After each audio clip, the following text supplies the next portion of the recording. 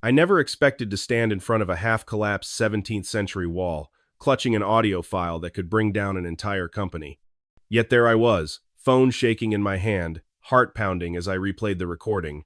You could hear him, Richard Cold, commanding, telling his workers to destroy a piece of our country's architectural heritage. And behind his clipped, self-assured words echoed the clanking of tools, striking a centuries-old wooden beam. My pulse was racing, my throat dry. Am I really about to change everything with this one secret tape? I guess that's when I realized I had two paths. Keep quiet or be part of a revelation. Some people claim your life can change in a single moment. For me and for everyone caught up in this mess, this was that moment. Whenever I look back on how I got involved, I feel a wave of disbelief. 6 weeks ago, my life was ordinary. A standard 9-to-5 job, weekend plans with friends, the typical treadmill of stable monotony. Then David called, almost breathless, talking about a fiasco at a historical site. I'd known David for years. She's a specialist in old restoration methods, the kind of craft passed from generation to generation. He once described it like this: "You can't just learn these techniques from a manual. My father showed me how to mold these walls with bare hands, guided me through every crack, every stubborn rock, every sagging timber. I still feel his spirit in every site I touch." I still hear the faint tremor in David's voice whenever he talks about his dad, but I never realized how deep his passion went until it all unraveled at this project. Initially, it seemed a simple request. "Could you come by the site for a day? I might need a second opinion and a bit of moral support." I had no idea I was about to get an insider's seat to a legal and emotional meltdown that would send shockwaves through my life and reveal the darkest sides of corporate vanity. 2 days after David's call, I arrived at the estate. The building, partially wrapped in scaffolding, was an imposing testament to Renaissance-era craftsmanship. Loose rubble littered the courtyard, and near the archway stood a half-rusted sign that read ACC Restoration and Construction. I spotted David, leaning against a stone ledge, arms crossed. He glanced up when he saw me and gave a half grin. "I owe you one for coming," he said quietly. "A lot's happened. Let's talk inside." Past the heavy front door, the corridor opened up, revealing workers scuttling around like ants on a mission. Every step I took echoed off centuries-old walls. In corners, you could see fragments of the original plaster, hand-carved moldings that still carried the rich patina of time. David's eyes were busy scanning every detail. "My father would have wanted me to do this right," he murmured, almost to himself. "I took this job to honor him." He paused, his voice quivering. David's internal thought: "Dad, you always said preserve the old ways. If they let me do my job, I will. But something feels off here." And he was right to be worried. The atmosphere shifted the moment he arrived. One moment, workers were chatting in low tones about missing tools and old beams. The next, everyone fell silent under the gaze of a tall figure in a pristine suit, no safety vest, no helmet, no sign of respect for site rules. He paused near a creaking scaffold and surveyed the partially restored hall, as though he owned not just the building, but time itself. I watched him flick a glance at David, then at me. He said nothing. Yet something about his stance told me he relished our unease. David lowered his mortar brush, quietly exhaling. "He wants everyone to know he's in charge," he muttered. I leaned closer, feeling the tension coil in my stomach. "Do you think he even cares about the preservation requirements?" David set his jaw. "He cares about speed and profit, nothing else." A few steps away, a carpenter tools still in hand found himself facing this man in the suit. The man's words seemed to cut the air. "You're not meeting the deadline. We need that frame out by Tuesday." The carpenter swallowed hard. "I was told to keep the older panels for the inspectors." A sudden flick of the man's hand stopped the carpenter mid-sentence. "I only hear excuses. Remember this, or there might not be a next time." The carpenter's face drained of color.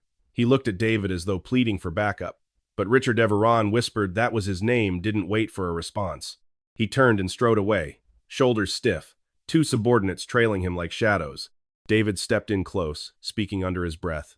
"He has a history of firing people on the spot if they question him. I've seen it happen." I felt a slight tremor in David's voice. "So he's the big decision maker?" David nodded slowly.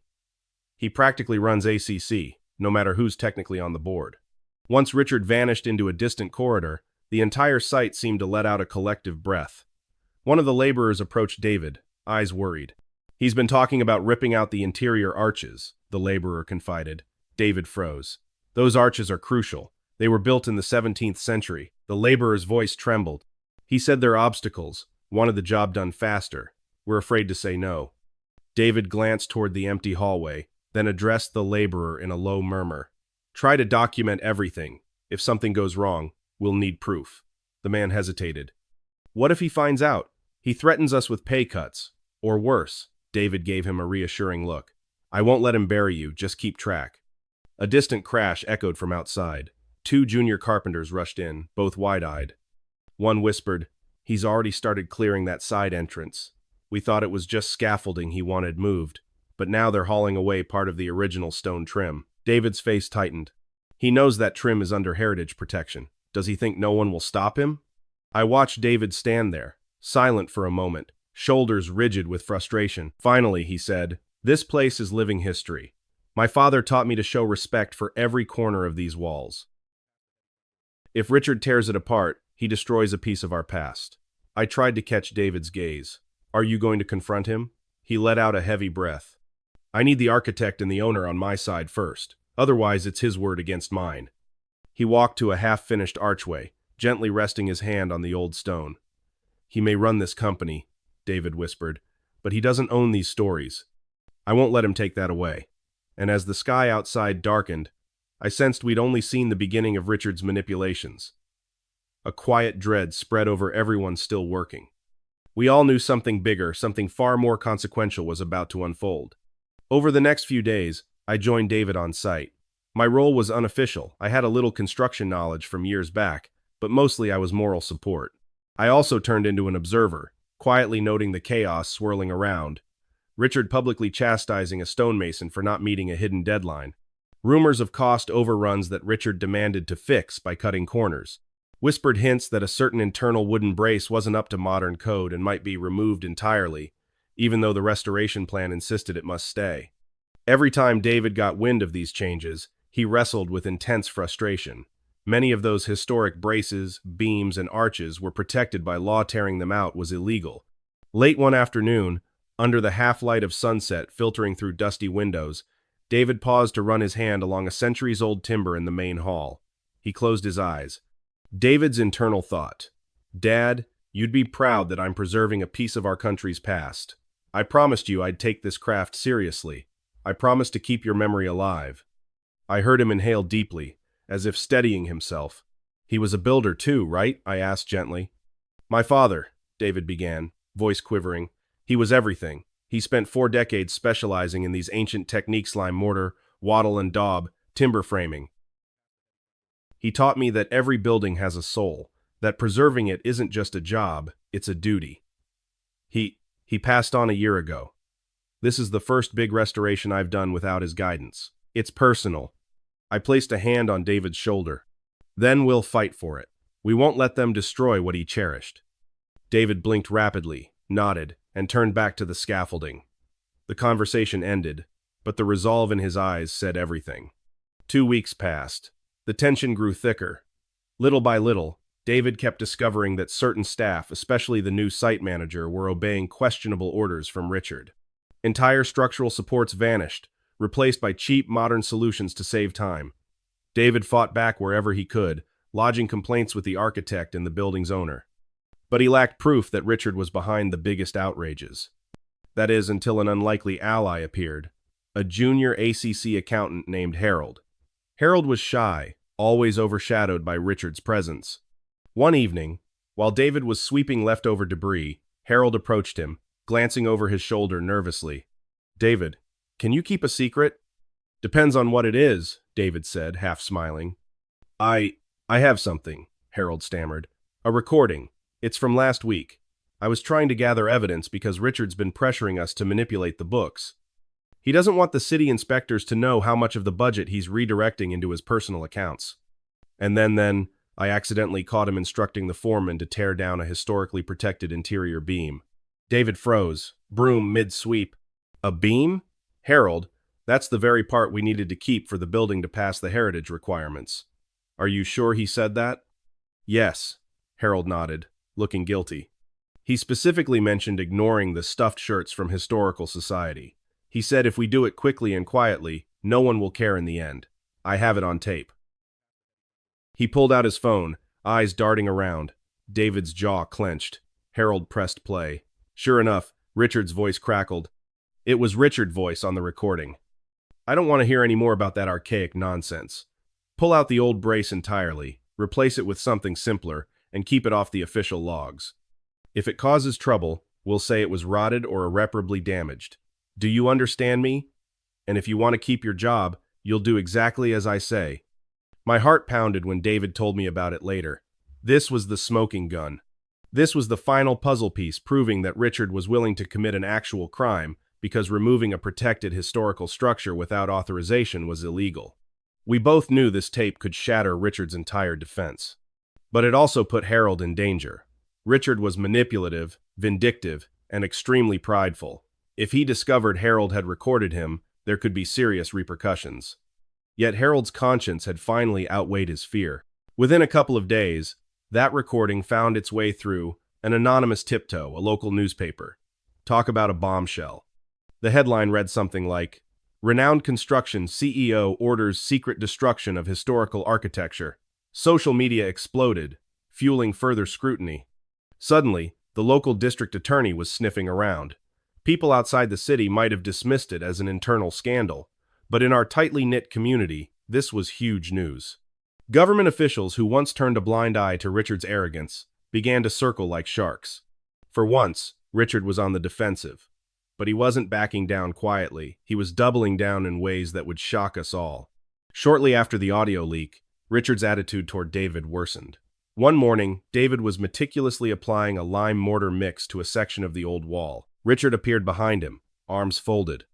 "I heard rumors that someone's been fueling the press with half-truths. Do you know anything about that?" David kept his focus on the wall. "I'm just doing my job, ensuring these ancient methods are respected." "If I find out you're behind this smear campaign," Richard hissed, "there will be serious consequences. No one tarnishes my name. No one." David paused his work, quietly turned, and studied Richard's stern expression. "I have no idea who recorded you. But maybe you should reflect on why your own people feel the need to gather evidence against you. Could it be your intimidation tactics?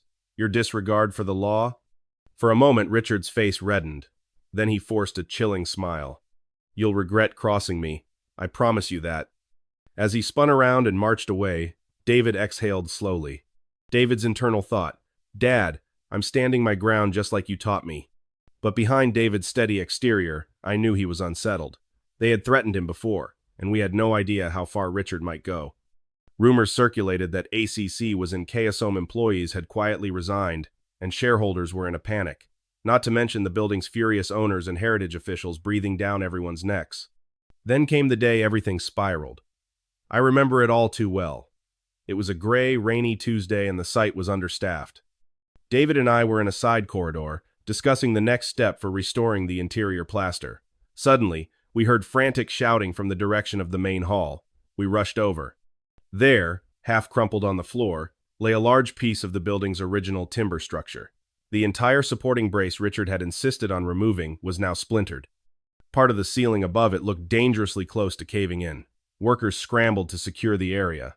The heritage inspector, Miss Ellington, arrived just minutes later. Coincidentally, she'd been scheduled for a routine check. Upon seeing the destroyed beam, she turned pale. She locked eyes with David. This is precisely what we were meant to preserve." David's voice caught in his throat as he surveyed the destruction. "It wasn't me.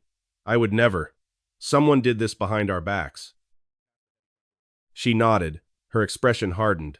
"I believe you, but the city won't take this lightly. Someone will be held accountable." And we all knew exactly who gave the order. The building's private owner wasted no time. Days after the demolition incident, I learned that not only was ACC under fire from the Heritage Council, but the owner had personally filed a lawsuit against ACC and against Richard himself for negligence, breach of contract, and potential damage to a listed property. Local media ate it up.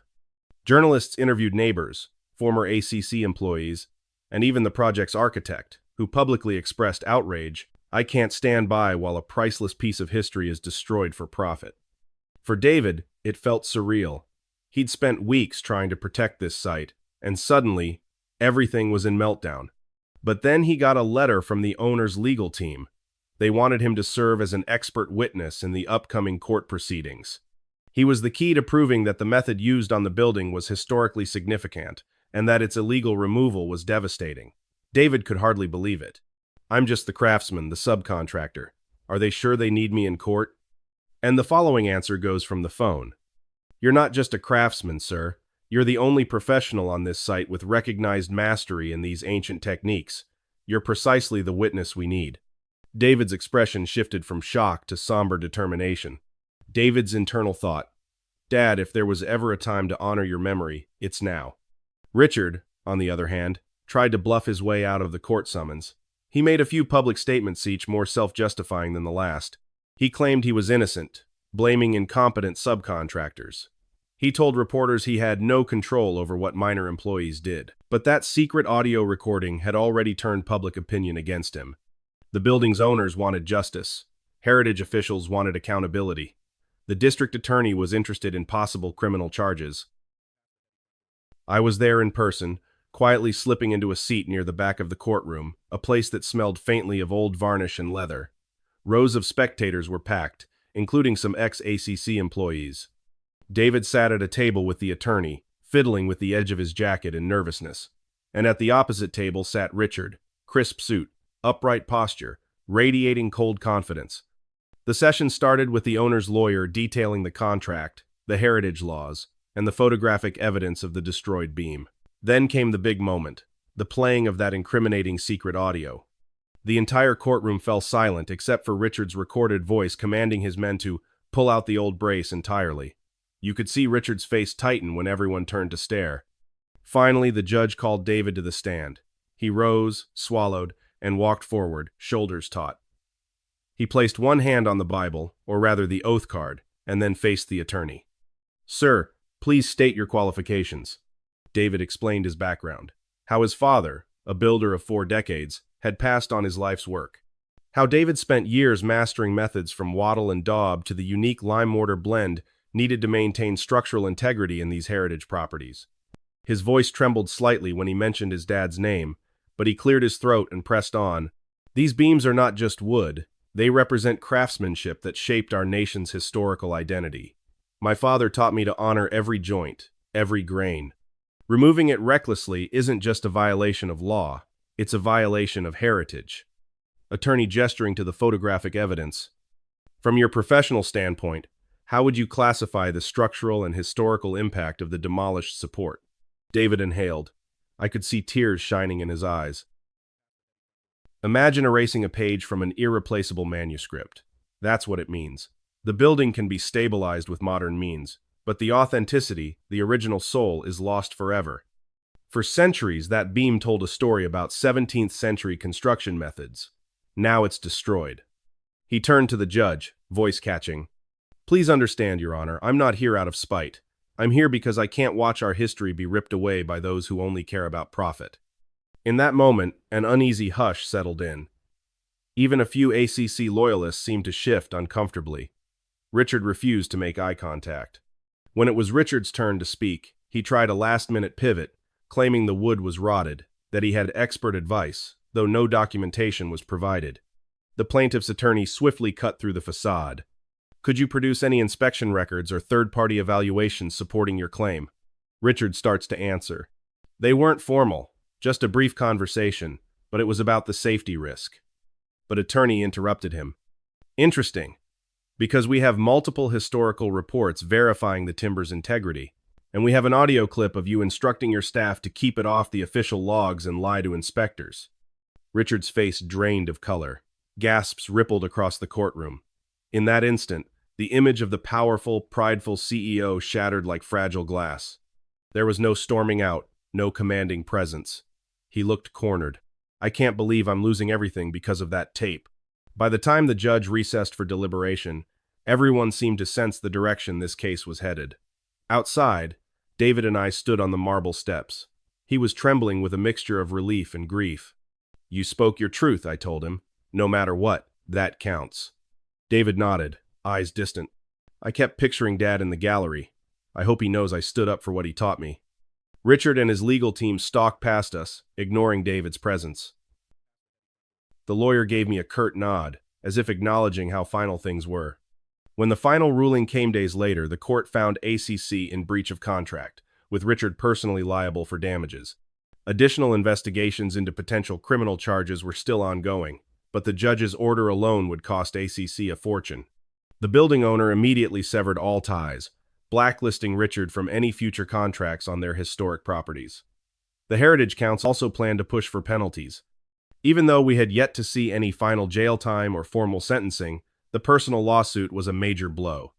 A week after the courtroom fiasco, David had to return to the site under a different contractor now to help salvage what was left. I accompanied him. The air felt thick with regret and lingering sorrow, but there was also the faint stir of new beginnings. Workers had replaced the ACC signs. A more reputable firm specializing in heritage repairs took over. David stood quietly in the main hall. Sunlight poured in through a partially restored stained glass window. I saw him approach the spot where that historically significant brace once stood. He placed a hand on the new temporary support that was installed to keep the roof from collapsing. A tear slipped down his cheek. "Dad, I hope I did right by you." He lowered his head, then lifted it again with steel in his gaze. "This one's for you, Dad." I felt a lump in my throat as he gave a little nod of respect to the memory of the man who'd taught him everything. In that moment, I understood David's profession was more than mere restoration. It was a tribute, a sacred bond, a living testament to the family legacy passed down like an heirloom. In the weeks following the trial, news filtered in about ACC and Richard. Shareholders forced Richard to surrender his remaining interest in the company. They rebranded under new management. The rumor around town said they paid steep penalties for the building's damages. Worker morale soared once they realized Richard was gone for good. Prosecutors were reviewing the case. While no official criminal charge had been declared in the immediate aftermath, the evidence was stacked against him, particularly that damning secret recording. And if the district attorney proceeded, Richard could face hefty fines or worse.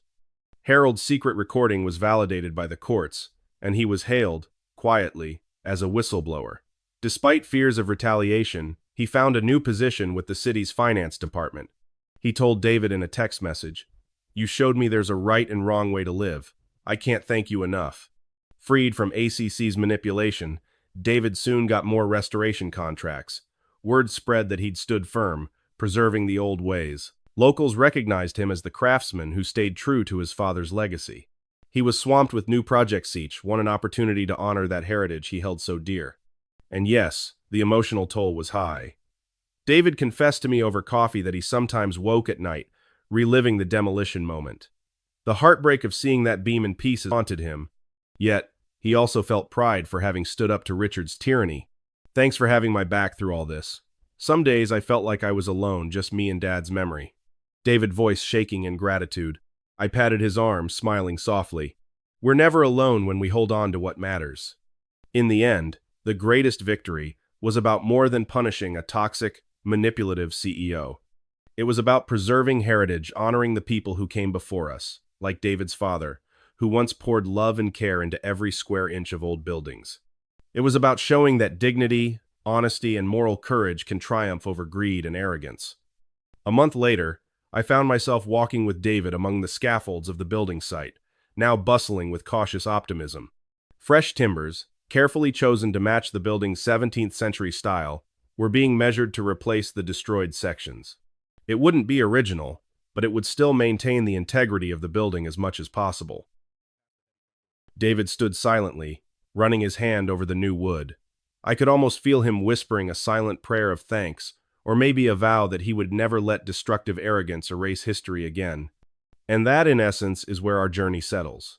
Not exactly a perfect ending, because you can't truly replace a piece of history once it's gone.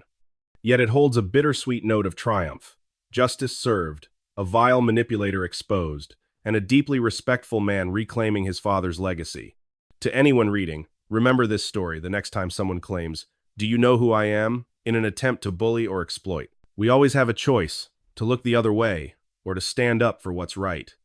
If David's journey taught me anything, it's that sometimes we owe it to those who came before you, Sand, to those who will come after to fight for what's worth saving.